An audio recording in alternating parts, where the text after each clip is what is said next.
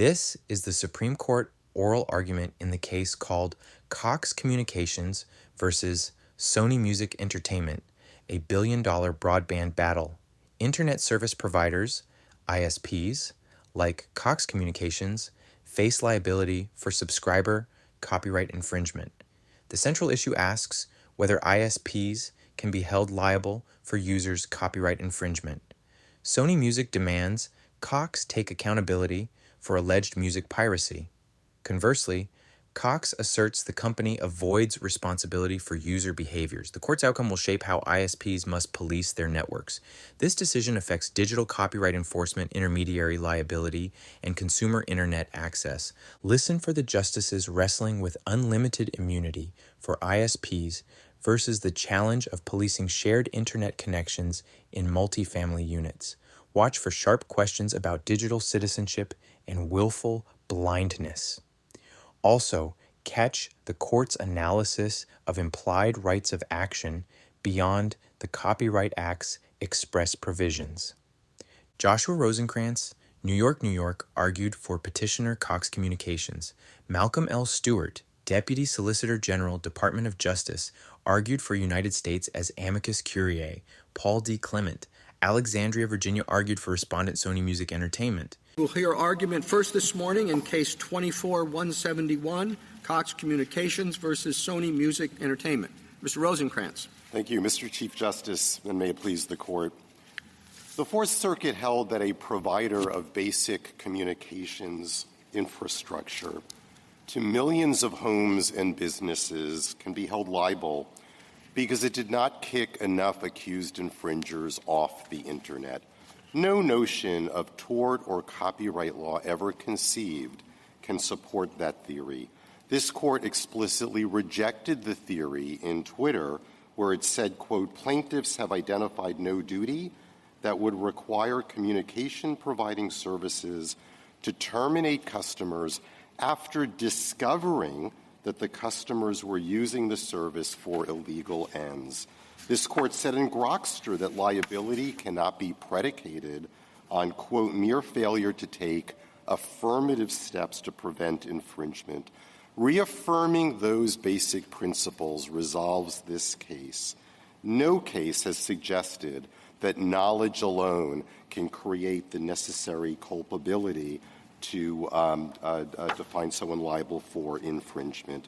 The consequences of plaintiff's position are cataclysmic. There is no surefire way for an ISP to avoid liability, and the only way it can is to cut off the Internet, not just for the accused infringer, but for anyone else who happens to use the same connection. That could be entire towns, universities, or hospitals. Turning Internet providers into Internet police for all torts perpetrated on the Internet will wreak havoc with the essential medium through which modern public engages in commerce and speech. This court should reverse. I welcome the court's questions. How far do you go with Twitter? We were dealing with a totally different matter in Twitter than we have here.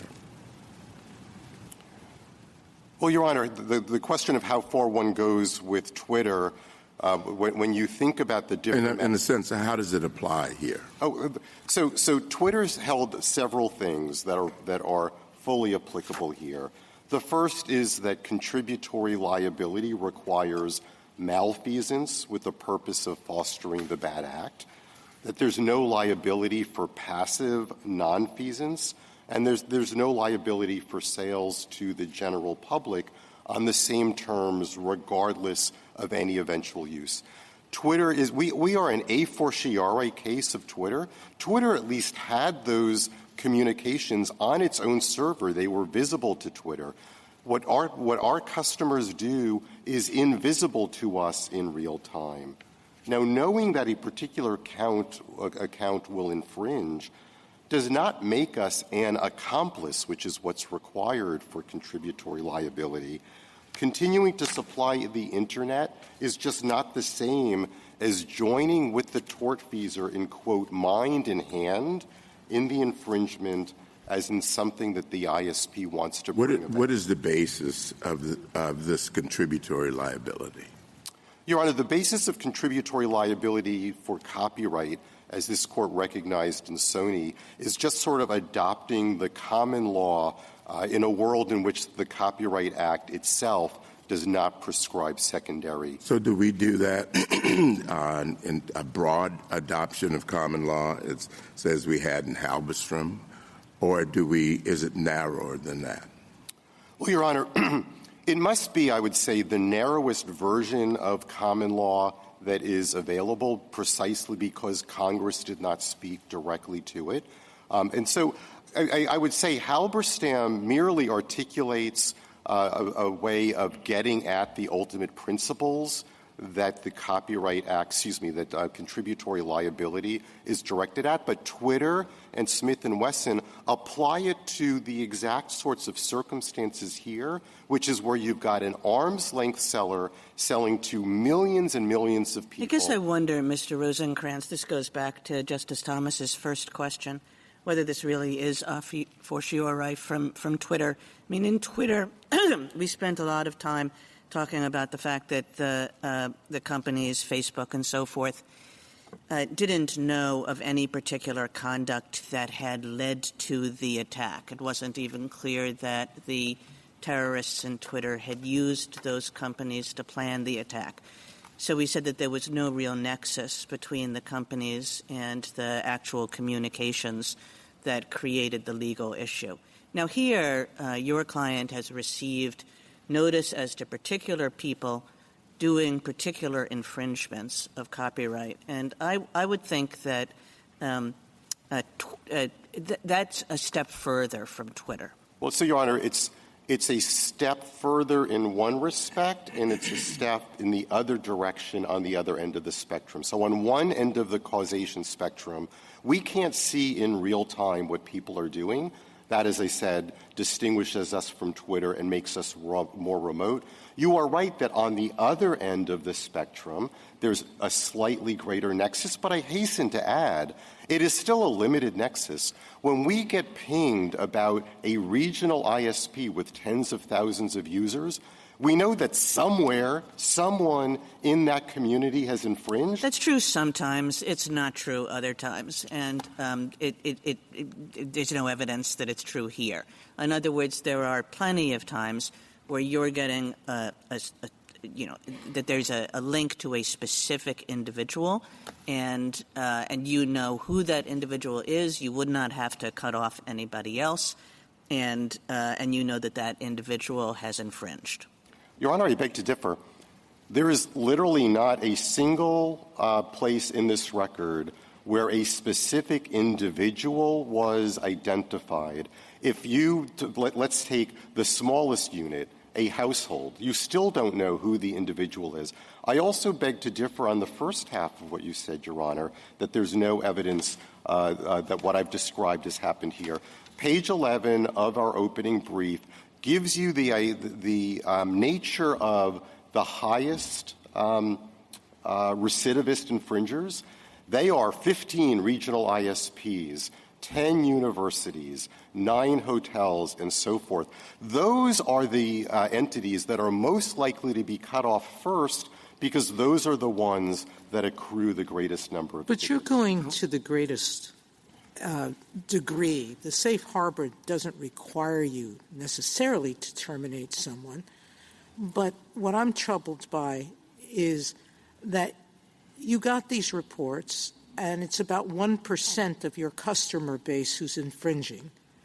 There are things you could have done to respond to those infringers, and the end result might have been cutting off their connections, but you stopped doing anything for many of them. You didn't try to work with universities and ask them to start to look at an anti-infringement notice to their students. You could have worked with a multifamily dwelling and asked the people in charge of that dwelling to send out a notice or to do something about it. You did nothing. And in fact, Counselor, your client's sort of laissez-faire attitude towards the respondents is probably what got the jury upset. Meaning you're talking something very different than Twitter, where it's not even clear that their websites were being used for the specific attack at issue. Here, you know that a particular location is infringing, and most of the time you're doing nothing. Why aren't you contributing to that infringement? So, Your Honor, a couple of things. First, on the first point you made, the DMCA does purport to require termination, and it is the failure to terminate. But there's 10 steps, at least 10 steps before that. I'm talking about the DMCA, the statute itself, the safe harbor. And that was the theory of liability, that we did not terminate people enough. Plaintiffs in their brief to this court for the first time have made the assertion that you will find nowhere in the Court of Appeals brief that we did nothing. The notion that Cox did nothing is absurd. I will mention just 3 facts that are undisputed.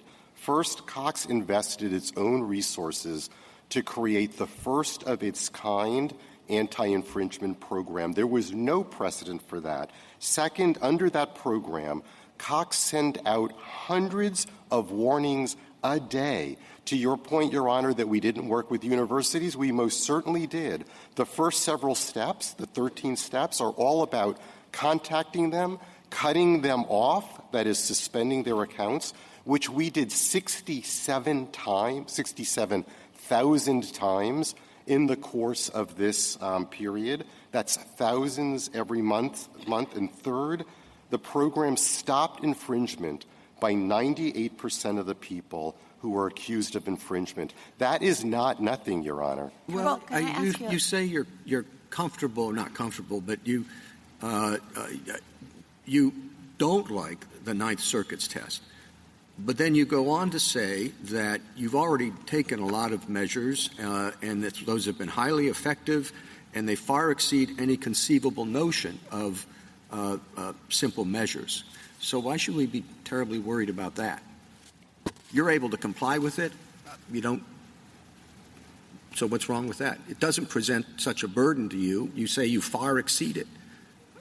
Well, so, Your Honor, you're asking what is the problem with the simple measures test? Yeah. Oh, well, so because you still believe you far exceed whatever conceivable notion of we simple most measures. certain. Yes, Your Honor. Sorry. Okay. So what's wrong with that test?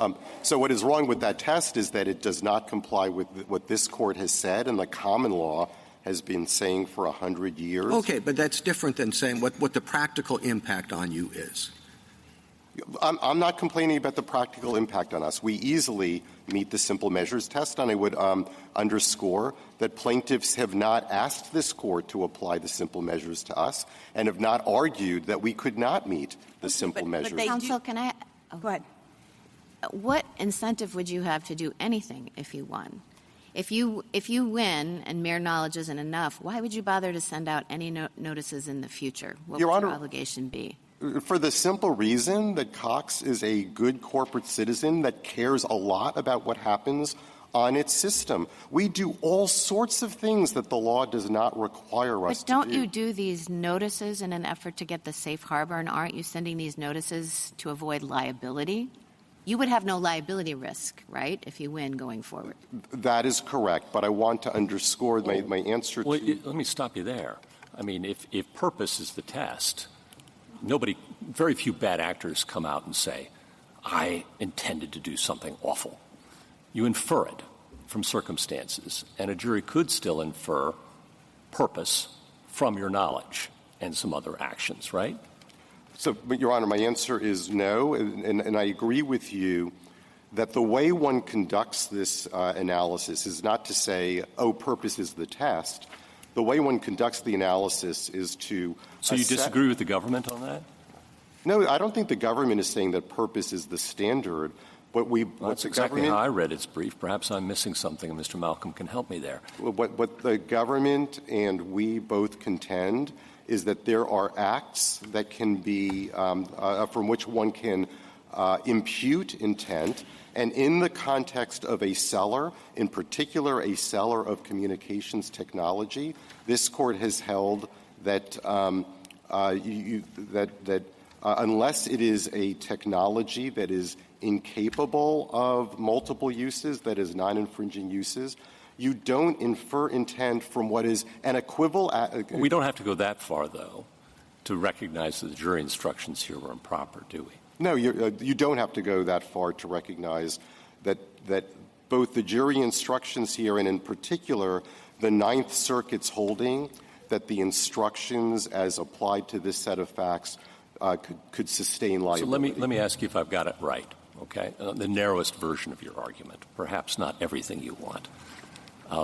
That the statute doesn't mention secondary liability, so we should be cautious. And in fact, in Central Bank of Denver, we refused to infer secondary liability in a statute that had no explicit cause of action. But here we are. Sony did it, so okay.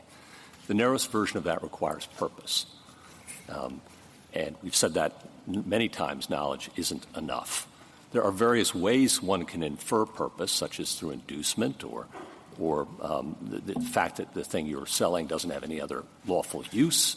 There may be other ways to infer purpose, and the jury instructions here didn't contain purpose, just knowledge, so therefore reverse. Anything wrong with that syllogism? There's nothing wrong with the syllogism, just one quibble. We're not challenging the jury instructions. We're making a J-Mal argument. But, yes, everything else you said I completely agree with, that what the Fourth Circuit did was to say that continuing to provide Internet service with the knowledge that someone on that account is likely to infringe again, that is the culpable act. And that is just absolutely not correct. This Court rejected that exact theory in Twitter. I would remind the Court to the questions asked earlier about whether Twitter goes that far. There was knowledge in Twitter of actual accounts. I understand it was not knowledge of specific acts of terrorism, but knowledge was very much a part of that case. So is it your view that selling Internet services can never be culpable conduct? Is that the position that you're taking? Your Honor, the position we're taking is not that an ISP can never be culpable, but an ISP can be culpable only if it engages either in clear expression, such as inducement, or in affirmative acts that align itself. And the affirmative act can't be continuing to provide Internet services to a known infringer. That is correct, because that is simply another way of packaging the All right, let me give you a hypothetical, and you tell me whether or not liability lies. Suppose I come to you and I want to buy your services. I tell you that I, as a customer, am addicted to infringing on the Internet. I've been sued before. I know what I'm doing is illegal, but I just keep doing it. And not only that, Cox, based on where I live, is my only option. At my new house, it's the only way that I can get Internet services. If Cox sells to me, knowing all of that, you still say no liability for secondary liability in that situation. That's correct, Your Honor. That's a difficult hypothetical that pushes the envelope. That's the point of the hypothetical. Understood. Let me just underscore. The facts you recited are facts that would make it totally plausible and, in fact, would invite the plaintiffs here to sue that infringer directly. They have recourse in a situation like that. Can I follow up? No. Sure. I just wanted to say, under those facts, would there be liability under common law, sort of general aiding and abetting principles? Wouldn't that be enough to sustain liability? No, Your Honor. The reason that it wouldn't be enough for Cox in this case is exactly the reason that it wouldn't be enough under the common law. The common law also requires a culpable act, not the equivocal act of selling to everyone on equal terms. Smith & Wesson says that, and Twitter says that too. That is an equivocal act that does not align oneself, that does not align the seller with the purpose of promoting infringement. Thank you, counsel. Justice Thomas, thank you. Justice Alito? You have competitors in providing Internet services. Would you dispute the proposition that your client has a financial incentive not to become known as an Internet service provider that is aggressive in terminating service for infringers? Your Honor, hypothetically, I can imagine that being true, but the facts of this case are 21% of traffic to the other ISPs was infringing. We were 2/3 of that. So the notion that we had a particularly impressive track record of reducing infringement did not deter us from, of reducing infringement, did not deter us from having a program that worked to the point of 98% success. Is there evidence in the record that you have a financial incentive not to terminate infringers? We have a financial incentive like any business does to keep our customers. But the Fourth Circuit found, and this was a basis for rejecting vicarious liability, that we did not have a financial incentive to increase infringement. If purpose is the test, would you disagree that there can be circumstances in which a repeated refusal to do anything about infringement by the holder of a single user account could be sufficient to give rise to an inference of purpose? Suppose that we're not talking about a multi-user account. We're talking about an individual user account, and the copyright holder notifies the ISP that this particular account has, over the course of 6 months, has violated the copyright 50 times, and the ISP does nothing in response to that notification. And then after the 50th notice, it begins to send out just a very tepid warning. What you're doing is really not very nice. But 50 more occur over the course of the next 6 months. At some point, and this could go on indefinitely, at some point would there be enough to infer a purpose? No, Your Honor, because there could be all sorts of reasons why an ISP does not want to cut off a customer. And it's not just a customer who, in your hypothetical, confesses that he's going to continue infringing.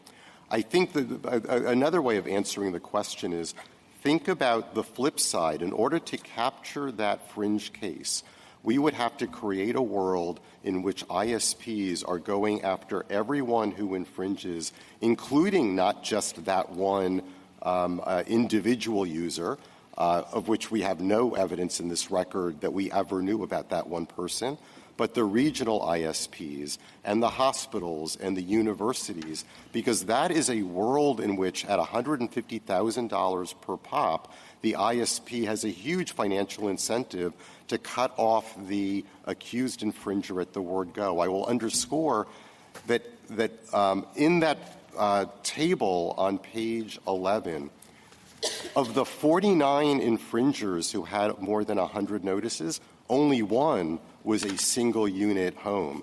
Everything else were the sorts of businesses and multi-unit dwellings that I described. Justice Sotomayor? Your last concession, doesn't that suggest, even if there is some error here, that you've admitted some liability potentially when you say there was one single-person home involved? Well, because that would seem to me the clear example of Justice Jackson's hypothetical, which is if I'm a gun dealer and I'm selling to someone who says to me, I'm going to kill my wife with this gun, I think the common law would say you knew what he was going to do with the gun, you joined in. Why isn't your continuing to provide Internet service the same? Well, so a couple of answers, Your Honor. When you know that that particular location is going to continue to infringe. So a couple of answers. I certainly didn't concede that there would be liability. I said of the top recidivists, there was only one single-family home. We still don't know the identity of the... Why does that matter? Meaning, if you know that a particular location and someone in it is committing a crime and you're supplying to that person and perhaps others, it doesn't matter what the others are doing, but you know some person in that home, is infringing, why aren't you participating by giving them the tool to infringe? Well, because, Your Honor, that it needs to be an act that unequivocally demonstrates Why? a purpose. You're thinking of Betamax, but in Betamax, it was a piece of equipment where the seller had no continuing connection to the equipment. You sold the equipment. Somebody could use it legitimately or not. You couldn't control them. But here, you have control over the instrument of infringement. Your Honor, I'm not just talking about the Sony case. Grokster reiterated the same point. Twitter, if the rule was that that the rule is different if there's an ongoing relationship, then Twitter would have come out differently. By the way, so direct sales underscores that point too, and that was 80 years ago. That is part of the. What it said was these people were selling something that they knew this doctor would be using illegally. He would be prescribing or not prescribing. He would be giving away drugs not in accordance with medical standards. No, Your Honor. So how is that different from this situation? This court explained in Smith & Wesson why it's different, and that was, and it said explicitly, it was not just that there was an ongoing relationship. Now, you can't win on Smith & Wesson because the Smith & Wesson, the manufacturer sold to dealers, who in turn sold to individuals, to individual gun stores. But all right, thank you, counsel. Can I just answer the question, though? I'm not citing Smith & Wesson answer to your question. I'm citing Smith & Wesson for its analysis of direct sales. And what the court said in Smith & Wesson about direct sales was ongoing wasn't enough. It was the stimulation of further sales and treating that buyer differently from others. That was the key that created culpability. Justice Kagan? I take it that from your answers that it really doesn't matter whether Cox is a good corporate citizen. You know, there's a lot of talk in your brief and in Mr. Clement's brief. Is it a good corporate citizen? Is it a bad corporate citizen? But as I understand your argument, it could be the worst corporate citizen of all time, and still it doesn't matter that there would be no liability. Is that right? That's correct. But I was making the point earlier about the corporate citizen in response to the question, why would an ISP continue to provide anti-infringement programs if they don't have to? And I was simply saying... Okay, but it's basically irrelevant to the matter at hand, to the liability rule. It is irrelevant, both the invective from plaintiffs and my protestation. You're crowing. And if that's so, what would the safe harbor provision mean? It would seem to be, utterly, it would seem to do nothing. Well, Your Honor, Congress can... But why would anybody care about getting into the safe harbor if there's no liability in the first place, is, I suppose, the question. Right. So Congress can adopt a safe harbor for all sorts of reasons. Here, Congress did it to assure service providers at a point in time at which the law was really unknown. Right, but I take your point about how Congress may have thought this was a good thing to do because we don't know what the liability rule is. But once the liability rule becomes what you think the liability ought to be, do you agree that then the safe harbor provision is not going to be doing anything at all? 27 years later, the safe harbor provision, by light of this court's ruling that came a generation after the... You agree? Correct, yes, I agree. Thank you. Justice Gorsuch. Justice Kavanaugh.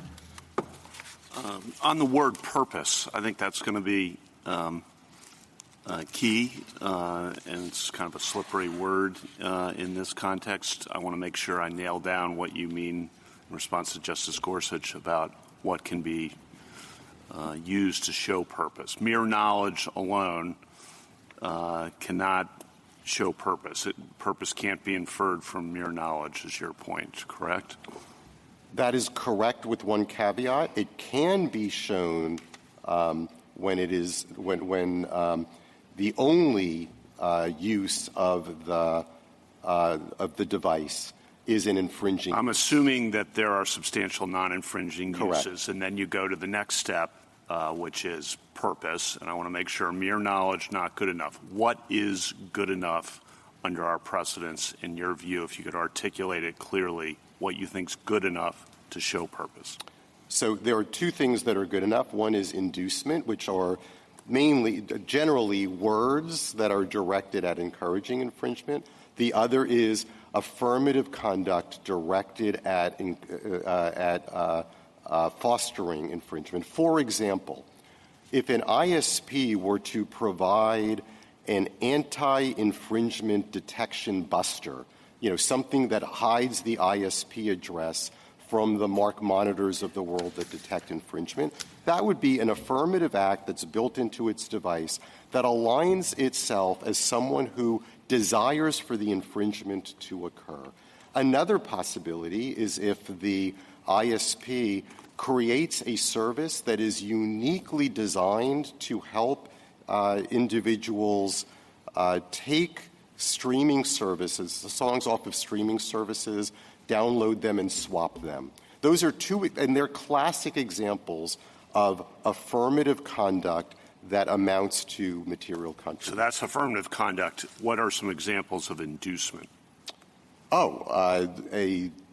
Here, let me help you infringe. We have an infringement hotline. Advertisements or specific pitches that are designed, I don't want to put words in your mouth, but is that what you're getting at? Sure, or even an employee who will instruct people how to go about getting BitTorrent on their computers.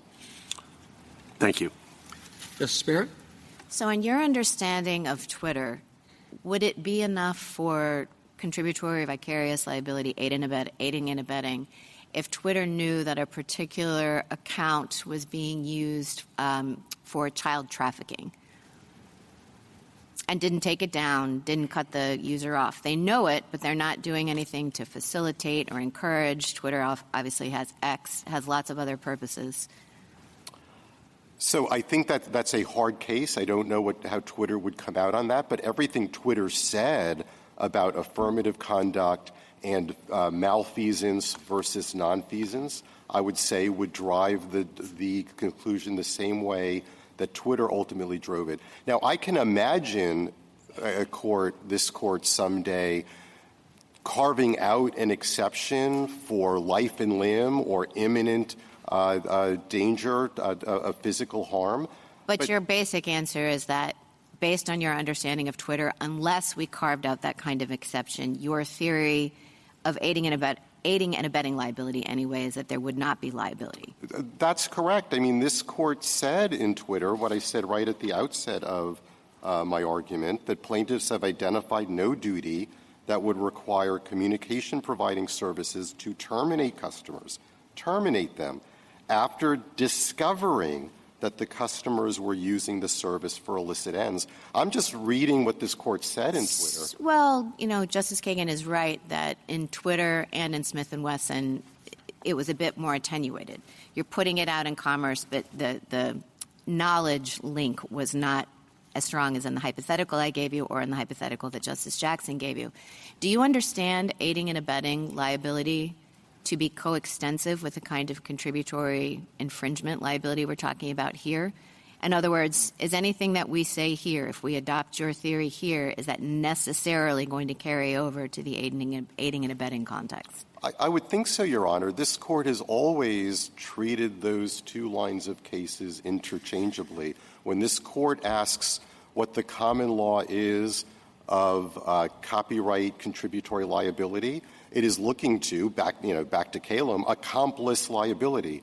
So what this court says here will apply to other contexts, except if there's a statute that changes the common law, and vice versa. What this court said in Twitter and in Smith & Wesson should apply with full force to this version of common law liability. Last question, and this is a record-based question, just so that I can be clear on how this works. So this department that sends the notices, the one that Paranoid Panda, the employee, was concerned about, is it dedicated entirely to copyright infringement, Or is it also detecting accounts and taking them down either because of failure to pay or other kinds of things? So, Your Honor, it's called the abuse team, and so it tracks all sorts of abuses. It got 5.7 million notices in the particular period. It was reacting not just to copyright, but to the point I was beginning to make earlier. It reacts to phishing. It reacts to fraud claims. It reacts to hacking, none of which there is a legal duty to act. Justice Jackson? So I guess I'm not sure I understood your answer to Justice Barrett's question about the coextensive nature of aiding and abetting liability and the kind of liability we're talking about here, because I understood you to be rejecting material contribution, and I thought material contribution was a form of aiding and abetting liability. So maybe I'm confused. Are you rejecting the material contribution theory? No, absolutely not, Your Honor. We embrace the full breadth of contributory liability that includes inducement and includes material contribution. And I gave Justice Kavanaugh a few examples of how material contribution works in your how it would work in the ISP context. I'll hasten to add, though, the fact that there are not a lot of examples is a function of plaintiffs' decision to sue the one technology that is least likely to fit a fact pattern of material contribution. That's only if you define it as being only Grokster or Sony. In other words, it depends on how you define material contribution, and I take your definition to be narrower than what I think respondents will say. Oh, it's definitely narrower than what the respondents will say, because respondents have never purported to identify an affirmative act to foster infringement. Their argument is knowledge alone is what satisfies. And your argument is knowledge plus providing the service, internet service, is not an affirmative act. Do I have that right? That is correct. We are providing the internet service and declining to terminate. That's what we were held to individual customers or ISP addresses, which makes it, some would say, different than Twitter, because Twitter was just, they were putting up a platform that people were using. But you've got contracts with individual people that you're providing internet service to, correct? So contracts, yes, but there was an ongoing relationship in Twitter with all of the customers. But I mean known in ways that you can isolate the ISP address and the places where the infringement is coming from. We know the IP address. If it's a regional ISP, there are 10,000 possible homes or businesses who could be infringing. And as I was saying earlier, that's the first that will have to get cut off under this liability scheme. All right, well, let me ask you, just in copyright law in general, my understanding is that Congress's goals are key. And I appreciate your view, and it's true that Congress hasn't provided statutory liability. But I do think, based on the statute that we have here, Congress understood that common law liability could arise. And so what concerns me a bit is your encouraging us to adopt a common law rule that would essentially eliminate liability in this situation. I guess I'm coming at this by looking, as several of my colleagues have pointed to, the safe harbor. Congress told us in the legislative history what the safe harbor was about. In one of the reports, the House report, Congress said that it wanted to, quote, preserve strong incentives for service providers and copyright owners to cooperate to detect and deal with copyright infringements. And so even though there isn't secondary liability in the statute, it appears as though Congress sought to use the liability risk that exists in the common law to incentivize this cooperation. And as several have pointed out, you seem to be undermining that because we no longer have the incentives if we interpreted this the way that you would have us do.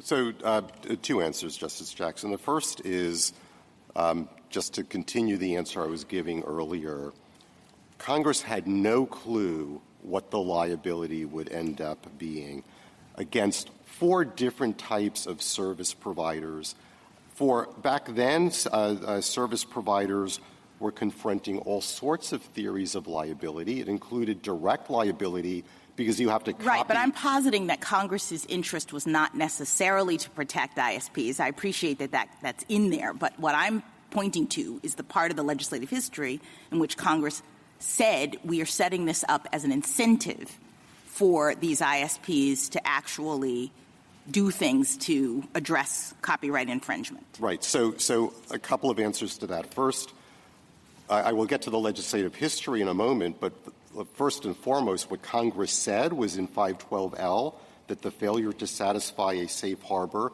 quote, shall not adversely bear on liability. And it punctuated this point in the Senate report. It was, quote, leaving current law in its evolving state because it had no idea and most certainly couldn't agree upon. Correct. And the evolving state allowed for liability under certain circumstances. So if we now interpret this to not allow for liability, I'm a little worried we're undermining Congress's intent. Your Honor, Congress had no idea what the liability would allow. There was no case at that point providing for liability for ISPs, that is, holding them liable ultimately. I will also underscore there was no such thing as a conduit ISP. That was a creature of 512A. The AOLs of the world were hosting content. So Congress, one cannot impute to Congress any view, and certainly not any unified view, about what the liability rules would be in the absence of the DMCA. Thank you. Thank you, counsel. Mr. Stewart?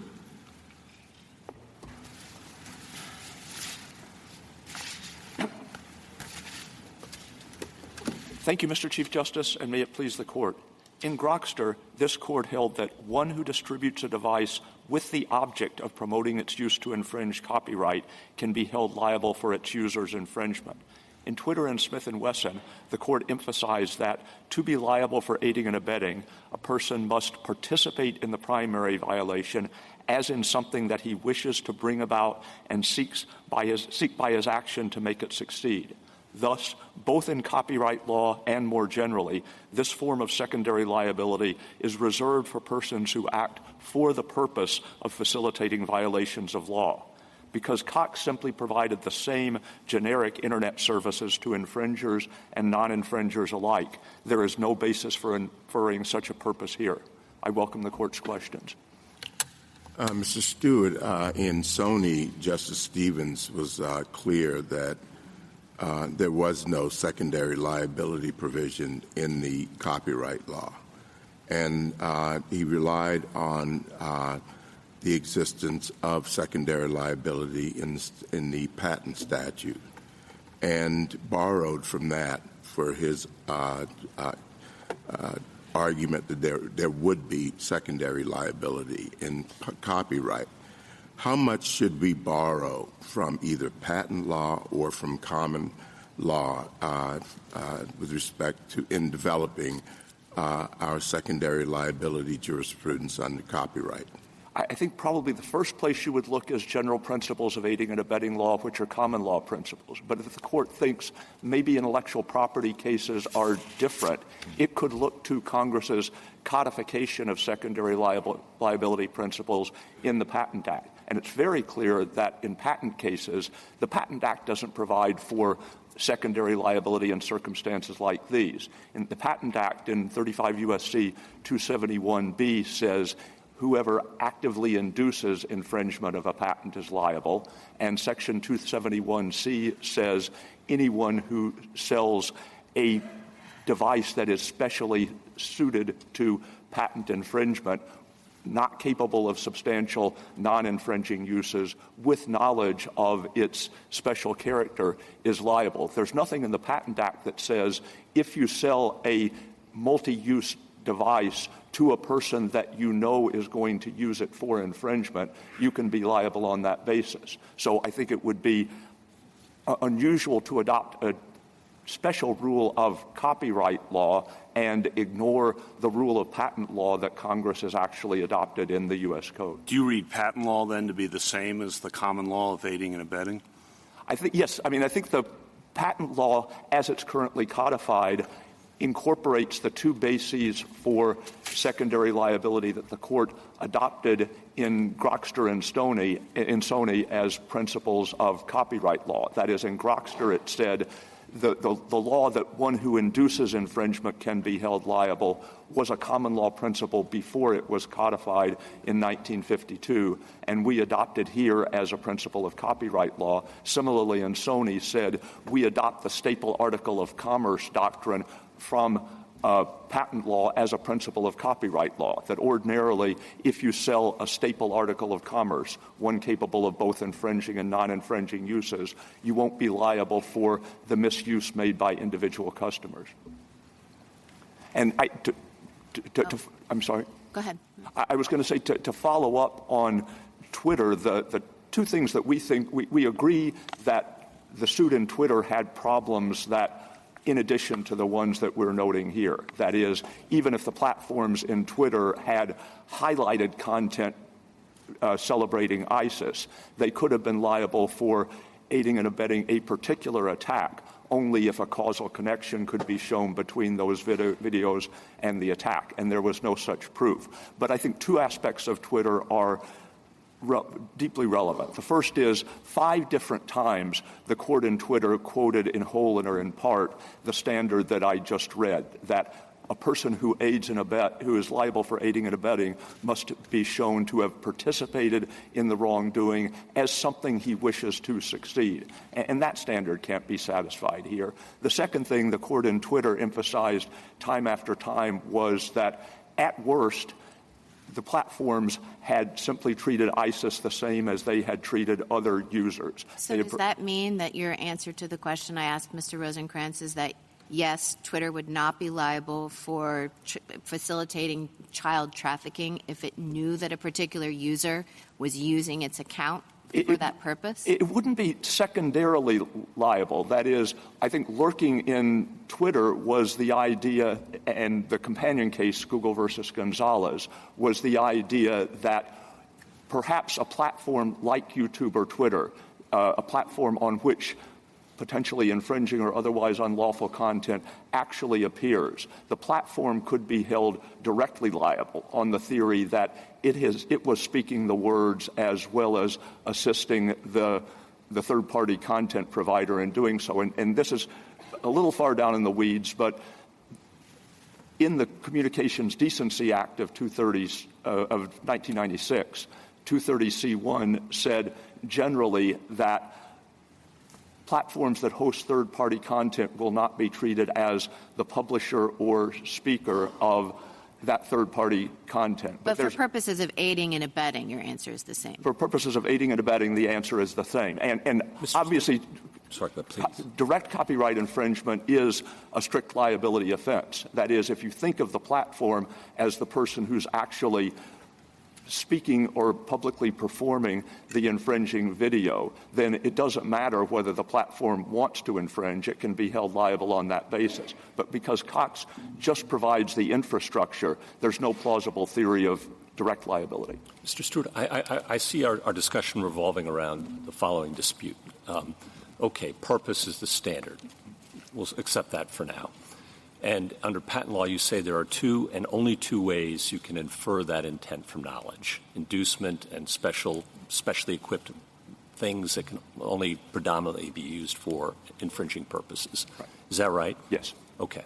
Well, at common law, there were no such limitations in terms of those 2 buckets, right? You could infer purpose from a wide variety of things. Are you asking us not to go there?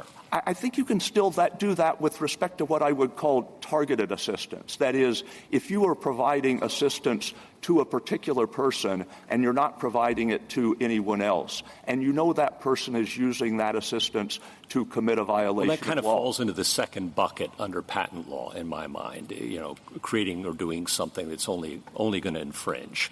Yes, but what I'm asking is, okay, under patent law, you're saying those are the exclusive ways you can infer intent from knowledge. Those are the only ones that are codified in the patent. Okay, and one could make an argument, because this is an implied cause of action, we should be cautious and we shouldn't go further than patent law. And I understand that argument. Right. But if common law, there were no such 2 buckets. There were many ways you can infer purpose from knowledge and other acts. So are you asking us not to go there because it's an implied cause of action? Or one might say you could reverse the Fourth Circuit simply for failing to apply the purpose test and go back and do it again, your JMOL analysis, with the correct mens rea.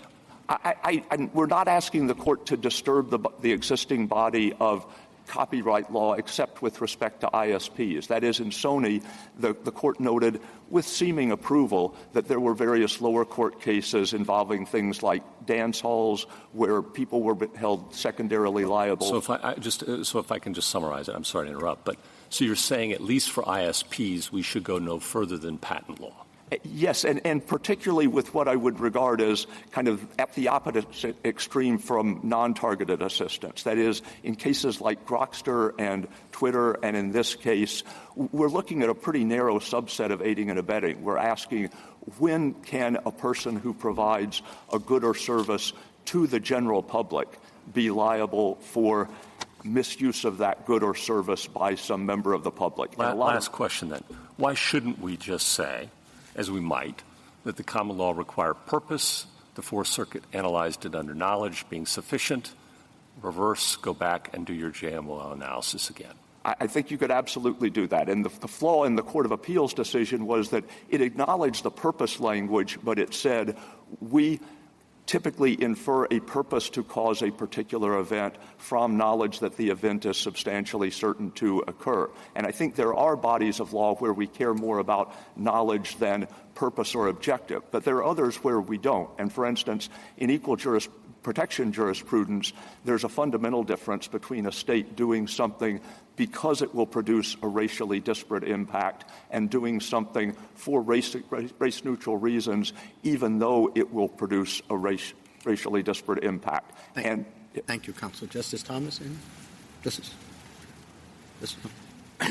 Are you worried that our holding, going back to Justice Barrett's earlier question of Mr. Rosenkranz, aren't you worried that a ruling by us, as broad as you're stating it, would be a disincentive for ISP providers to provide any aid to copyright holders? Why would they bother? I mean, I've never heard of prosecutors ever relying on good citizenship concepts. I agree with that, and the ISPs might not bother. I would push back a little bit against the assumption that good corporate citizenship would necessarily mean terminating repeat infringers.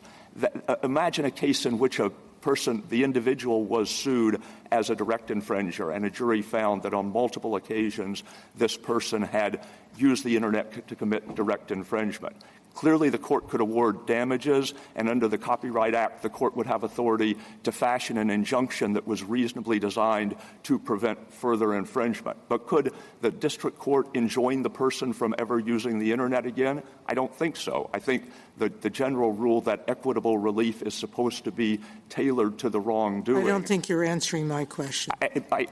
What is left for any inducement for ISPs to, in good faith, try to control infringement? I would agree that not much economic incentive would be left. I'm simply questioning whether that's a bad thing. That is, if we don't think a district court could enjoin a repeat infringer from, again, using the Internet. Well, I'm not thinking you are, but I think Congress was thinking that there had to be some inducement, and that's why they provided the safe harbor.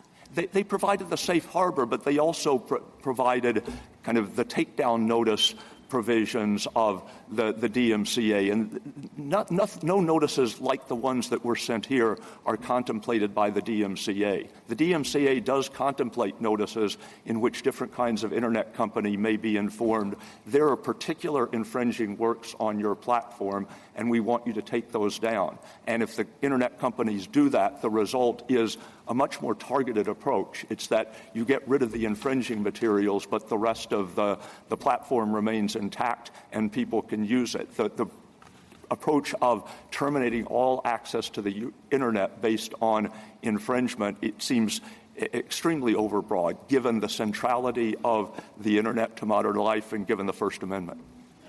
Justice Kagan? Justice Gorsuch? Justice Kavanaugh? In your brief, you want us to go further than what Justice Gorsuch suggested. As I understood his question to you, it was, should we just say mere knowledge is not enough to show purpose, and you said, and send it back, and you said that could be okay, but obviously in your brief you wanted us to go further in that and spell out what could show purpose. So what's the advantage of going further versus saying less? Well, the advantage, I guess, is the same one that the court perceived in Twitter, whereas the court held that the case should have been dismissed on the pleadings. And the idea was a suit in which all you could show was that the defendant had provided kind of generic services to the general public and that some people had misused it and the defendant had failed to make that stop. That wasn't enough even to get past 12b-6. And so I think there would be an advantage to making clear that in the future, not only should the ISPs win at the end of the day, but they shouldn't be subject to the burdens of litigation if that's all you have. When I asked Mr. Rosenkranz to spell out what could be done to show purpose, do you agree with his answer on that? I mean, I guess the thing I would emphasize, and I'm sorry I don't remember the precise details of his answer, are I would emphasize the differences between targeted assistance and provision of general purpose technology. That is, there are what do you mean by targeted assistance? There are an infinite number of situations in which somebody may provide assistance to one person that he isn't providing to anyone else. Such as in the dance hall cases, the proprietor of the dance hall was hiring a band to play, and the band was... What would be the equivalent here? I don't think there would be an ISP equivalent unless, as Mr. Rosenkranz suggested, the Cox provided some special service that would only be useful for infringers. In that case, you could say that this is targeted at infringement. The point about the targeting is often when you do something for one person that you don't do for anyone else and you know that person will use the assistance to commit a legal violation, it's reasonable to infer that's why you provided the assistance. But when you are providing Internet service to every member of the public who will pay the fee, infringers and non-infringers alike, there's no basis for that inference. On the patent law analogy, Mr. Clement in his brief relies heavily on the Henry case from 1912 and says that it shows that selling a good with the expectation that it would be used to infringe supports contributory liability. So that's a case heavily relied on. I want to get your response to that. I guess I'd make two different points about that. The first is, as Cox's reply brief points out, if you look back at the trial court opinion in Henry, the court's opinion recites that the ink that was being sold was a specially suited ink, specially developed for a mimeograph of this type. And the trial court opinion also reflects that the defendant went to the offices of the purchaser and told her, I'll sell you this ink for your mimeograph, but pour it into an old jar that was provided to you by the patent holder and throw my jar away. And so the word expectation originally came from the trial court's opinion. That was the certified facts. And so I think Henry on its facts was a good case for secondary liability. The other thing I would say is, even if you read Henry as standing for a broader proposition, namely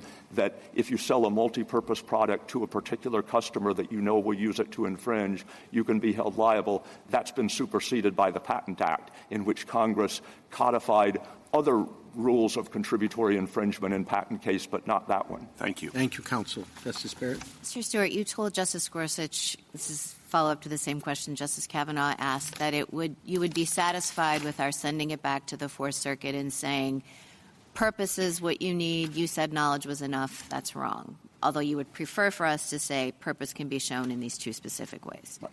What would be the advantage, as you see it, of our taking the narrow approach and sending it back just based on purpose? What do you think we might leave open, that we might want to leave open, that falls outside of those two categories? I guess in part I'll want to hear Mr. Clement's presentation, because I would want to know, does he think there is a plausible basis on which his client might still seek to prevail under a purpose standard, when purpose is understood really intent to bring this result about and desire that it succeed? If Mr. Clement thinks on the existing record, we might be able to show that even in this case, that would weigh in favor of sending even it apart back. from this case, we're thinking about aiding and abetting liability. We're thinking about beyond this case. I mean, are there scenarios in which you can imagine it being a bad thing for us to say, these are the two ways that you can show purpose, because we might be ruling out secondary liability in other contexts? I would just make it clear that you are limiting your holding to situations in which the plaintiff seeks to impose liability for selling a generic product to a mass audience. And in that circumstance, we're comfortable saying these are basically the only two ways, but we would not want the court to foreclose the possibility that purpose could be shown in a variety of ways when you're providing what I referred to as targeted assistance. How broad do you understand Mr. Clement's theory to be? If, for example, the recording industry or Sony has vendors that detect, as here, that particular households, particular IP addresses are engaged in infringing activity, what if they also sent notices to the electric company? Because clearly you can't run the internet unless you have electricity for the modem, and said, you are supplying this service and now you have knowledge that it's being used for infringement. I think Mr. Clement would probably say that the DMCA reflects a special focus on internet companies, and that it is a justification for inferring potential liability in that scenario, and there's no DMCA equivalent for electric companies. Justice Jackson? Thank you, counsel. Thank you. Mr. Clement? Mr. Chief Justice, and may it please the Court, this Court's cases recognize that liability for copyright infringement is not limited to direct infringers, but extends to those who induce, cause, or materially contribute to the infringement of others. And a classic form of material contribution is to provide the means of infringement to a specific known infringer, knowing that infringement is substantially certain to follow. That combination of knowledge of a specific consumer and an ongoing relationship is critical to distinguish culpable conduct from simply engaging in a one-and-done sale of an item that can be used in a way to infringe but is generally used lawfully.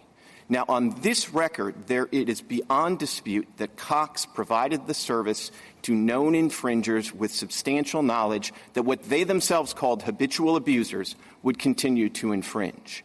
That reality, along with a record chock full of Cox's admissions that it held the copyright laws and the DMCA in contempt, is what requires Cox to insist on the extreme position that they can continue to provide service to habitual abusers in perpetuity without consequences.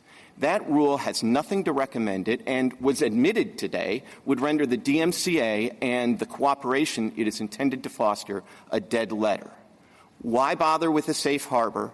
Why worry about a limitation on liability, which is the express text of the DMCA, if there's no liability to limit? Why bother cooperating with copyright holders? Why bother having a reasonable and appropriate system for taking down repeat infringers if you're allowed to behave entirely unreasonably?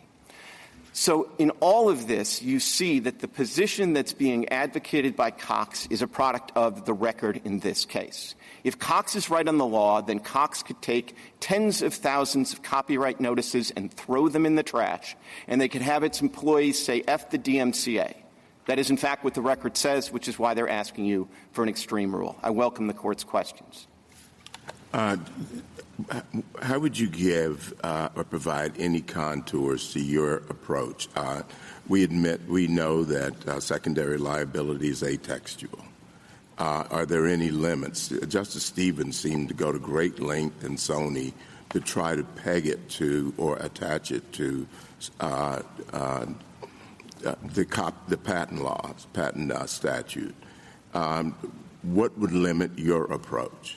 So what would limit my approach is I would say that the provider of the service has to know that specified customers are substantially certain to infringe.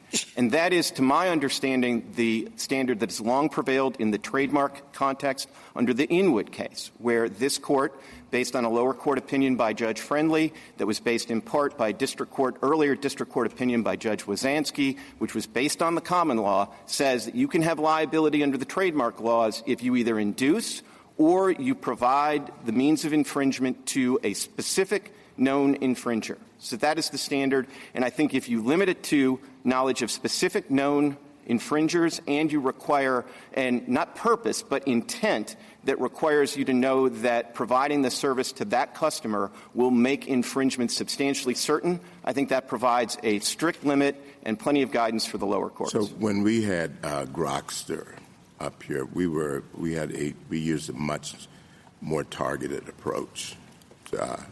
I don't think, how far would Grokster get you? Well, Grokster wouldn't get me very far in this case because this court in Grokster rested its holding on inducement. But if you look at the briefs in Grokster, if you look at the oral argument and what the lawyer for Grokster himself told this court, that was all because— That wasn't you, was it? It was not. It was Mr. Toronto, who's a fine federal judge now. And what Mr. Toronto told this court was that the norm of contributory liability was actually material contribution. But that wasn't an issue in the Grokster case because the Grokster technology was structured so that Grokster didn't know about the infringement of any particular customer. So that's why inducement was where this court essentially had to go in the Grokster case. But I don't think it meant to eliminate what it was told by all the parties, including the United States, and I did represent them, that material contribution was an important part of secondary copyright law.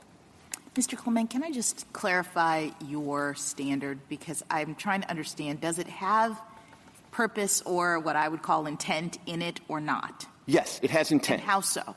You have to show — that's where the substantially certain comes. You have to know that the person you're providing the service to is substantially certain to infringe. But that's just knowledge of what the person is going to do. If we listen carefully to the Solicitor General's representative here, it's more like you have to want that thing to occur. So what I'm offering you is not just knowledge. It is intent, and it is intent under the common law. And if you look at the restatement that was the governing restatement at the time that both the 76 Act was passed and the DMCA was passed, it's Section 8A of the Restatement Second of Torts. And it's using the definition of intent for purposes of intentional tort. And all these aiding and abetting torts of common law are intentional torts. And it says there's two ways to show intent. One is what you would think of as purpose, that you actually have the design of carrying out the primary wrongdoer's purpose.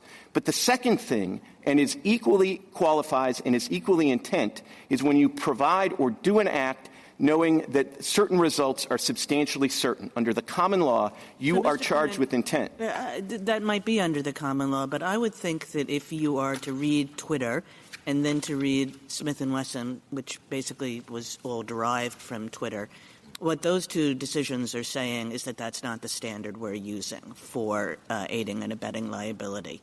And I would say, if you read those cases, and there are distinctions in the facts of those cases, but there are three big principles that come out. One is, Mr. Stewart said 5 times, Twitter said, seek by your action to make it occur, like want to do it, want to have this happen. Smith & Wesson probably adds a couple more times to that. So that's one. The second is this real distinction between nonfeasance and misfeasance. If all you do is say we're not doing anything, that does not suffice. And the third is this distinction between treating the customer just like you treat everybody else on the one hand, and on the other hand, providing special assistance. And if you look at those three things, you fail on all of them. And that is because those three things are kind of inconsistent with the intent standard that you just laid out. Well, they would also be inconsistent with Halberstam. Halberstam does not have a purposeful intent. In fact, if you look at the 3 factors of Halberstam, which I think Congress at least took to be the Platonic statement of the common law, it talks about knowledge. It doesn't talk about purpose at all. And, of course, it would have to. Linda Hamilton didn't have the purpose of killing Halberstam. She probably didn't even have the specific purpose of facilitating the sort of night ventures out by her live-in sort of paramour. So what counts at the common law and is always counted at the common law is intent, and intent can be showed either by purpose and design. And so I'm sure that the Smith & Wesson decision was carefully worded to capture that aspect of it. But I don't think there was any occasion there to jettison essentially half of the common law standard, which is this intent where you are charged with the sort of those consequences that are substantially certain to follow from your actions. I would certainly hope not. Now, go ahead.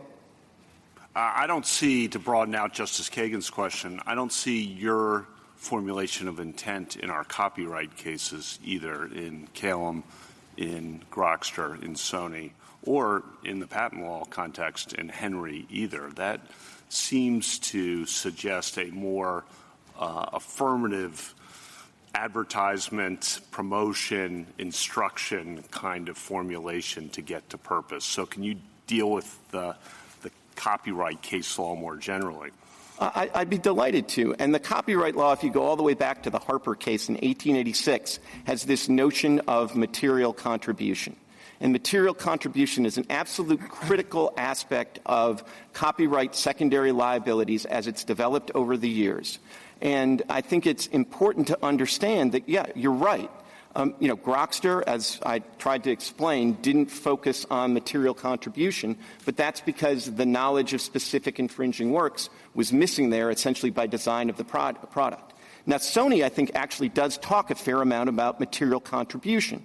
And what it talks about is it says a couple of things. In the text around footnote 18, it makes clear that one of the things that made that body of case law inapplicable, and it talks about the dance hall cases and a whole bunch of common law cases, those aren't applicable there because there's no ongoing relationship. And it's sort of, and so in that context where it's a one-and-done sale, then you really are forced to rely on the patent context of a staple article of commerce that you just launch in and you have no way of ascertaining any knowledge. I think, though, it's very telling that in footnote 19, Justice Stevens refers to the trademark law. Now, he says the trademark law is not as apposite there as the patent law, but that's because trademark law is actually narrower in most respects. But he specifically cites this Court's decision in Inwood Labs.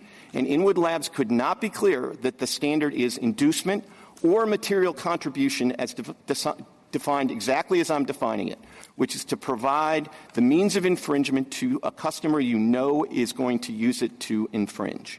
And I'll give you substantially certain on top of that. Mr. Clement, the United States tells us that the decision of the Fourth Circuit, in your opinion, your position, would threaten universal Internet access and emphasizes the problems that are encountered when that decision and your position are applied to a university account shared by thousands of students, maybe 50,000 students and tens of thousands of staff members, or a regional ISP.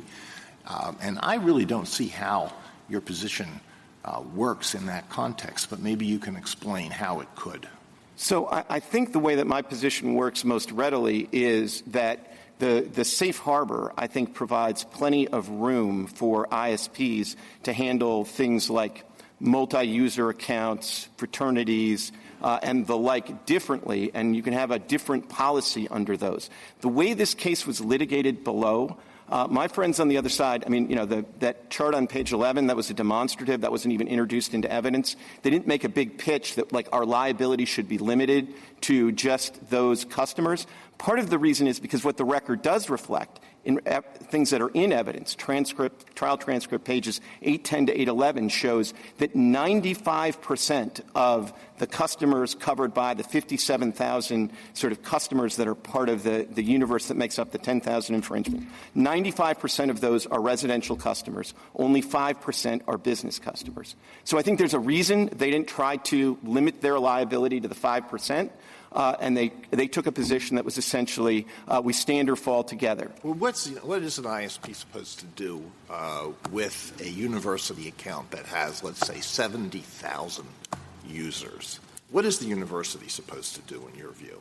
The university is supposed to, under those circumstances, the ISP is supposed to sort of have a conversation with the university. Now, the ISP's policy to the university says you can't use this service or allow your service to be used for copyright infringement. So that's all right. The ISP tells the university, look, a lot of your 50,000 students are infringing my copyright. Do something about it. Now, the university then has to try to determine which particular students are engaging in this activity. And let's assume it can even do that. And so then it knocks out 1,000 students. And then another 1,000 students are going to pop up doing the same thing. I just don't see how it's workable at all. Well, look, I'm not sure that this record certainly doesn't support the notion that there are universities that have sort of undifferentiated service to 70,000 students or whatever the hypo is. I don't actually think that's how it works in practice. How does it work in practice? Well, the way it works in practice is with, let's say, let me take something that I know a little bit better, like a hotel. And so, like, a hotel has lots of guests. So the hotel is provided internet service, and the hotel then can do things starting with terms of use, but a lot of hotels actually don't provide their guests, at least in a normal way, don't provide their guests with services at a speed that are sufficient to do peer-to-peer downloading, precisely because they don't want to be in the position of having guests that are staying there largely so they can sort of upload and download copyrighted works. And if a particular hotel wants to be, do you think that's what a university should do? So students are restricted in what they can do? I don't think it would be the end of the world if universities provided service at a speed that was sufficient for most other purposes, but didn't allow the students to take full advantage of BitTorrent. I could live in that world. But in all events, this isn't a case that's just about universities. We've never sued the universities. We've sued Cox. We've sued Grande. And I think it's worth, in thinking about the consequences of this case, I think it's worth taking a quick look at the brief in opposition in the Grande case, which is being held for this case, because that's a case where the ISP did exactly what my friend's position would incentivize, which is they did nothing with the notices. It seems like you're asking us to rely on your good corporate citizenship, too, that you wouldn't go after the university or the hospital or that sort of thing. I mean, if we decide the case in your favor, you could. You're just saying you wouldn't? I don't think that we could. We certainly couldn't readily. And again, I think that there's going to be I mean, first of all, the hospitals are in sort of a different position. They're kind of like more the intermediary where, and there's no safe harbor that's specific to hospitals and universities. I mean, the Congress was very focused in 1998 on the role of ISPs in all of this, and they wanted to create an incentive for the ISPs to adopt reasonable measures. And I think that would certainly accommodate measures that treat multi-user addresses quite differently from residential customers. If you lose, what is the effect on your copyright holders? Like, because you monitor and then send the ISPs the accounts that are downloading the copyrighted material, right? So you could still try to protect your copyright, but it wouldn't be as deep a pocket and it would be a lot worse, right, if you had to go after the individual users themselves. But you wouldn't be without recourse. We would be without scalable, functional recourse. And if you look at the Seventh Circuit's Amester decision, like even back then, Judge Posner had a nice phrase for what direct infringement is, which is it's a teaspoon solution to an ocean problem. So if my clients are limited to direct infringement actions, they are in very, very dire straits. But it's worse than that, because the key thing about the safe harbor is the safe harbor is not only what gives the ISPs an incentive to behave responsibly. It's also what gives them an incentive to come to the table and have negotiations with the content community. And if you look at the Motion Pictures Association brief, they talk about this at length. And if you look at the report of the Copyright Office, they put out together a 200-page report on 512 and the safe harbors. And what they talk about is how important it is for essentially both sides to have skin in the game. I guess if you win, why would they cooperate? If you win, it seems to me that the best response that Cox could have is just to make sure that it doesn't read any of your notices ever again, because all of your position is based on Cox having knowledge of this. Right now, Cox is agreeing to participate in this notice system, but why doesn't Cox just walk away from the deal and say, we just don't care what our users are doing on our infrastructure. So if we win and they do that, then they're not going to be able to take advantage of the safe harbor. They don't need to take advantage of the safe harbor because without knowledge, they're not going to have liability. I think there's a concept in the law called willful blindness, Your Honor, and I think willful blindness would satisfy the common law standard for aiding and abetting. And so somebody can't, if you have like the Hammer of the Month Club and you keep on giving a hammer to somebody who is, So you think if Cox says we're not interested in reading your notices anymore, that would count as willful blindness? I do. Can I ask a question, separation of powers question here? Justice Alito referred to the policy issues, and you argue the policy issues going the other way, the ocean problem. On the law, we're obviously debating exactly what purpose means and encompasses in this context. But to go back to Justice Thomas's question, Congress has not enacted a statute here for secondary liability, and in our implied rights of actions cases in multiple contexts, Justice Gorsuch referred to earlier, we read those implied rights of action narrowly and let Congress debate issues like the ones you and Justice Alito were discussing. Why shouldn't that be a kind of tiebreaker here of letting Congress solve the issues that you're raising? Well, I think it shouldn't for a couple of reasons. First of all, I don't think you're dealing with an implied cause of action. I think you are dealing with an express cause of action in the Copyright Act. And the question is, to what extent does it reach sort of secondary infringement? And I think at this point, it's too late to say that Congress hasn't endorsed it. And let me point to three things, if I could. One is the addition in 1976 to, in the basic provision of rights to copyright holders, Congress added the words "to authorize." So it's no longer you just have the exclusive rights to do certain things like copy and distribute, but you now have the exclusive right to authorize it. And for those that want to take a peek at a Senate report, those words were added specifically to capture secondary liability. So Congress, starting in 76, expressly adopted it.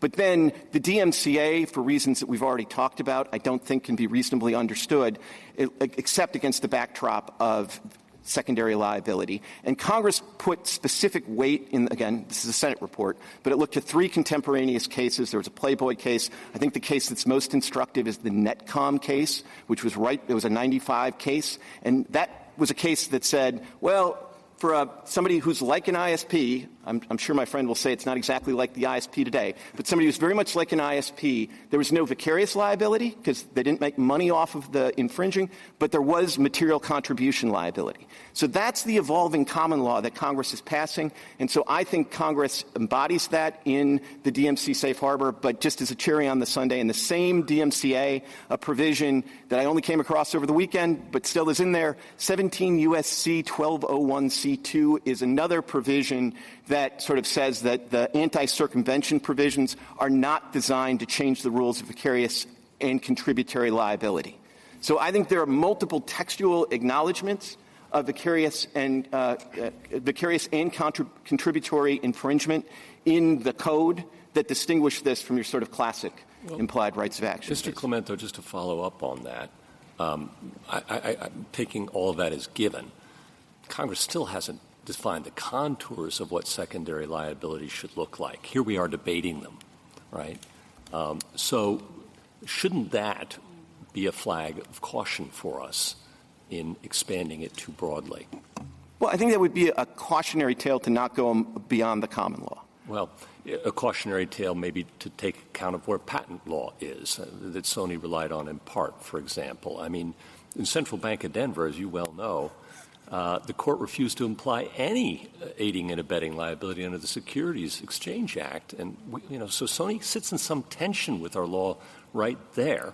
And well, but that was... Isn't that a flag on the field for us? Look, Central Bank of Denver, you already have like a made-up cause of action, and the question is, do we make up a bow on the made-up cause of action? I think that's different from what you have in a case like this. So one made-up theory is okay, too bad? No, I really do think here, given all of the text that you have and the court's precedents, which aren't nothing, that it's too late to sort of say this is all like an implied cause of action. For sure. I accept that. But doesn't it suggest some caution here? Look, it's always good to have caution, but I would look not just to the patent law. I would look to the trademark law, and I would take the trouble. I would take the trouble to trace it back. All right, but let me ask you this: to the common law. Even under your standard, that's not what the Fourth Circuit did, right? It didn't say, did you have specific knowledge of individual users who are infringing, and did you do something special with regard to them, such that you were substantially certain that you know that they would, in fact, infringe. We'd have to reverse under your standard, too. I don't think so, but today. That's not what they held. Well, I think you and I just read the Fourth Circuit case differently. I read the Fourth Circuit opinion by Judge Rushing to specifically say the substantial certainty test is what's being applied and what makes it. They applied it in gross, and we've got an amicus brief from some intellectual property scholars that say that was wrong.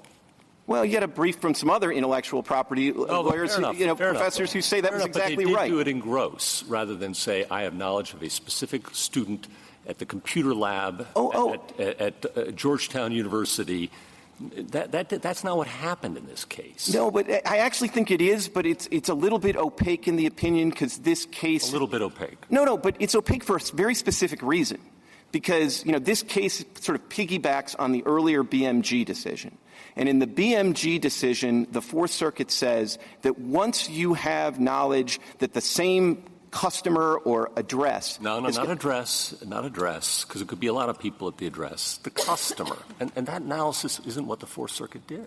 Well, I think the customer did it as to the bill payer, the account holder, yes. Which, of course, is the same unit that Cox uses when there's non-payment. I appreciate when Cox doesn't get payment from grandma, they don't. That isn't the common law, even under the restatement.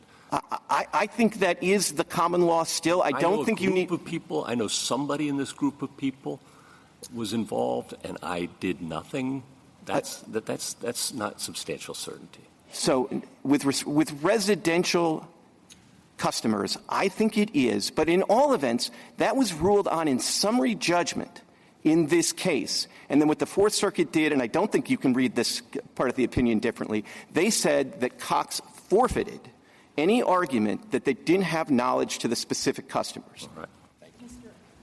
Mr. Clement, can I just bear down a little bit on your test because I'm still trying to understand it with respect to intent. You say that the intent aspect of this is established by knowledge that specific knowledge that a customer is substantially certain to infringe.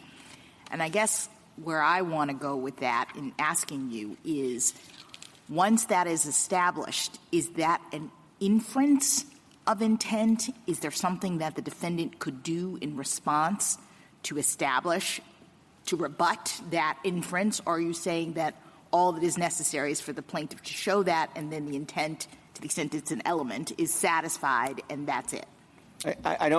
What I would say is I think that's enough on the intent element to get to the jury. It's not enough to get directed verdict in my favor, but it's enough to get to the jury. And Cox can go and they can try to argue that, oh, no, we had the purest intent. We tried really, really hard. Could they point to all the things that they did that they say was enough for the safe harbor, even though the other court found it wasn't? Could they point to those sorts of things as evidence to rebut this suggestion that they intended for this to happen? Yes, but of course I could point to the DMCA email, and I think I'd probably do all right on that exchange. Sure. And, keep in mind, this went to a jury, and it went to a jury of 12 people who probably didn't want to lose their Internet connection. And yet, hearing all the evidence here, they had very little trouble saying this is a case where there is material contribution. This is a case where there should be aiding and abetting liability because of the conduct that took place here. And I guess I would just sort of take a step back from this to say, if you think about this kind of in Halberstam or Twitter terms, there's two kind of elements that are critical. One is the intent element. And if you look at Twitter and you look at Halberstam, the intent level is not purposeful. And then the other question, of course, is material contribution, or in aiding and abetting terms, substantial assistance. And I think the one way in which the copyright laws, the trademark laws are a little bit different is I think they do think that when you are providing the means of infringement to somebody, that's pretty easy to show that that is material contribution, substantial assistance. And so if you're looking to distinguish the FedExes of the world, the electrical companies of the world, I mean, agree with Mr. Stewart. I thought he did an excellent job of sort of parroting what my answer would have been with respect to the DMCA. But I would also say, there's a difference when you're providing the means of infringement, which is what the ISPs do in these cases. That is going to be material contribution if you're doing it with knowledge of specific customers and what they're likely to do. And that's true in the trademark context as well, where you're providing it. The Inwood case is you had a drug manufacturer who's giving it to somebody, and they know that person, that generic person, is passing them off as branded pharmaceuticals. And that's where this court said, yeah, there's liability for that. So there was a scenario in the Smith & Wesson case which we didn't quite have to grab hold of because of the way the complaint was framed. But suppose that the complaint had said there's a manufacturer and it provides guns to dealers, and it knows to a certainty that there's a specific dealer that's a bad apple dealer that's passing this on to Mexican drug traffickers. Is the manufacturer then liable for all the harm that causes? I mean, there was like a separate question of proximate cause in that case that this court didn't reach, and I don't know the answer to. But I think, and I think there were questions at oral argument about red flag dealers, and if you had specific knowledge, you were providing them to the red flag dealers. I think that probably would satisfy the intent standard, at least at the common law. Again, I don't know all of the details of the PCLAA or whatever it is that was at issue there, so I don't want to sort of speak against any of my other clients. But I do think that with respect to the common law intent, that would be satisfied.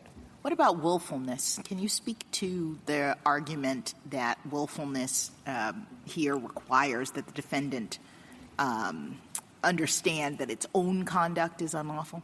So I think they're wrong about that. I think they're wrong about that for reasons that are textual and also reasons that have to do with kind of the common law and the way that it treats aiding and abetting or secondary liability. So if you think about the common law, if you have aiding and abetting, then you are essentially on the hook for the consequences of the mens rea of the person you're assisting. And your own sort of mens rea beyond aiding and abetting doesn't count. So if I aid and abet a first-degree murderer, I'm, either criminally or civilly, I'm on the hook for the first-degree murder. But whereas if I aid and abet, and all my conduct is exactly the same, and I aid and abet somebody in manslaughter, the consequences are different. And then if you look at the text here, the relevant text is 504 of the Copyright Act. It actually doesn't focus on the mental state of the infringer. It asks whether the infringement was willful. And, of course, in this context, it's the direct infringer who's doing the infringing. Thank you. Justice Thomas, anything further? Justice Alito? Justice Sotomayor? We are being put to two extremes here. The other side says there's no liability because we're just putting out into the stream of commerce a good that can be used for good or bad, and we're not responsible for the infringer's decision. We have the other side, which you're moving away from petitioners and the SG's position that the only way you can have aiding and abetting in this field is if you have purpose, all right? And you're saying we don't have to prove purpose. We have to prove only intent, correct? That's the other extreme. But what Justice Alito said, and some of this is that the Internet is so amorphous, and what it can or cannot do, I'm not sure about. We're being told that ISPs only know who their customer is, and their customer could be a region. And if it's a region, to say that because one person in that region continues to infringe, that the ISP is materially supporting that infringement because it's not cutting off the Internet for the 50,000 or 100,000 people who are represented by that customer, there is a feeling of how can I say there's a purpose to participate in that situation? Whereas I could see a purpose on single-family homes because they're usually limited by the number of people, and one could say if you know that it's one or two or a family of five or whatever number it is, it's small, that surely I'm materially contributing there. How do we announce a rule that deals with those two extremes? So, I mean, you know, my frontline answer would be I think the safe harbor takes care of the regional ISPs. And frankly, I'm not that worried about the regional ISPs because if that were really the problem, we could go after the regional ISP. Well, you told me that there were 95% of the infringements here were of residents, so you could go after those 95%. Right. And we could probably figure out who the regional ISP is and then go after its customers. That's why I'm not going to die on the hill of the regional ISPs. And I think you could, I mean, you know, material support, I mean, you know, heaven knows this court remembers from Twitter that, you know, by the time you look at the common law, you had 6 factors under Halberstam for what is substantial assistance. So there's clearly enough sort of, if you want to, if that's the hypo that's concerning you, then you can certainly sort of come up with a definition of material contribution that carves that out. I think give it to me. What's that? Give it to me. I'm inviting you to help me. And I'm inviting you to take my help. I mean, I don't want to, like, you know, it's hard to just absolutely give it away in a case where that's not the way the case was litigated. But I am telling you that, you know, my friend I thought was remarkably candid in admitting that if you adopt their position, that really is an extreme position. The DMCA and the safe harbors are a dead letter. If you carve out regional ISPs, the safe harbor is alive and well, and equally importantly, the incentives for both sides to come and to try to have a reasonable negotiation are alive and well. Mrs. Kagan. Justice Gorsuch. If we were to, I think Justice Kagan's right that our precedents speak of purpose. And we have 2 options. One, we could take the additional step and say that because this is an implied-ish cause of action, we're going to construe it very narrowly, look to the patent law, and JMOL. The other alternative would be to say it's purpose and reverse and remand. Mr. Malcolm invited you to say whether you thought you could prevail under that standard below. Well, obviously I'd prefer door number 3, but I would also prefer – I understand door number whatever the standard is, I'd prefer a chance to pursue that. And I would think even under purpose, there has to be room for treating somebody that says F the DMCA differently from somebody that tries their level best to comply and doesn't. Thank you. Justice Kavanaugh. You're drawing a distinction between intent and purpose, and you also, though, rely on the Henry case quite a bit from 1912 in the patent context. And there, the court said there must be an intent and purpose that the article sold will be so used, and then says it may also be inferred where its most conspicuous use is one which will cooperate in infringement when sale to such user is invoked by advertisements. So advertisement as an example of when there is an intent and purpose. And then in Calum, which is argued that within a week of Henry back in 1911, Calum's the copyright case, of course. In the reply brief, the other side points out that you ignore Calum in your brief, but Calum itself says in the copyright context, the defendant not only expected but invoked by advertisement the use of its films for dramatic reproduction of the story. The word advertisement appears in both cases. Henry says intent and purpose. Get your response to that. So let me take them in turn. I mean, Henry says intent and purpose, but it also says you can infer that sort of compound if you know that the user is going to use it unlawfully. And, like, you know, I mean, to me, you know, the right way to look at this is consistent with the I'm not sure it says that, but anyway, keep going. It not maybe in the same line, but I think it says it elsewhere. At least that's what I take from the opinion. Maybe I'm misreading it. Got it. Okay. But that's certainly why we were relying on the sort of the Henry case, because you were providing it knowing it would be misused. So that's part of the answer on Henry. But again, then you get to Calum. And Calum, yes, like, obviously if you have inducement cases, that's what advertising goes to. It goes to inducement cases. But inducement cases are, you know, historically, if you look at all of the contributory infringement cases, inducements is the smaller subset. And the dominant subset is material contribution, where you're providing material support, substantial assistance, went to somebody you know that it's infringer. And that's why, like, you can get the people who are just packing and shipping the bootleg records, right?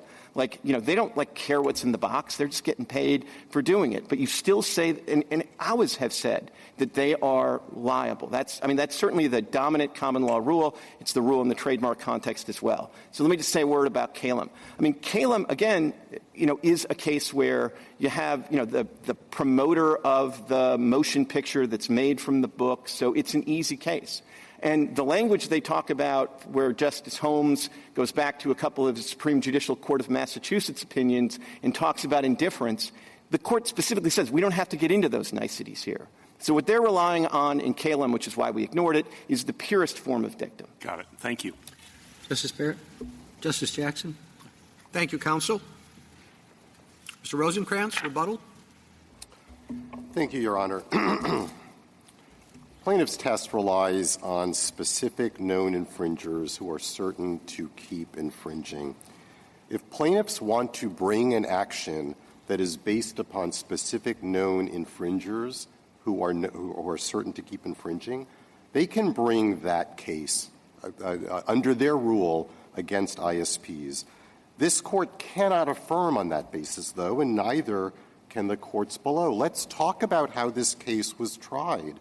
There is no proof of any specific known infringer that is a human being who actually did any of the things that some of these hypotheticals spun out. Even if you focus on households, there is no way to disaggregate precisely for the reason that Justice Gorsuch points out. Plaintiffs tried a case in gross as to 57,000 subscribers, no individual circumstances. Plaintiffs never tried to disaggregate in any way as to the people who they claim can sustain this verdict. Saying that the DMCA shows that there is liability in a world of uncertainty is not how this court reads statutes. You can't infer liability from the blank page, and Congress said not to do that. The DMCA is also no panacea. ISPs have no certainty that they will keep the safe harbor. A lay jury decides whether an ISP has acted reasonably and whether terminations are appropriate. Justice Alito asked, what is an ISP supposed to do when confronted with a university? My friend gave an answer, have a conversation. That's a terrible answer from the perspective of the company that is trying to figure out what its legal obligations are facing crushing liabilities. I have an answer. When Justice Barrett asked about recourse, the plaintiffs have recourse. How about a conversation with the ISPs where they talk about how to work out things together? Maybe they kick in a little money. Now, they won't get billion-dollar verdicts, but if they believe that the programs that Cox and others have aren't satisfactory, they can design better programs and help pay for them. If the court has no further questions, we respectfully request that the court below be reversed. Thank you, counsel. The case is submitted.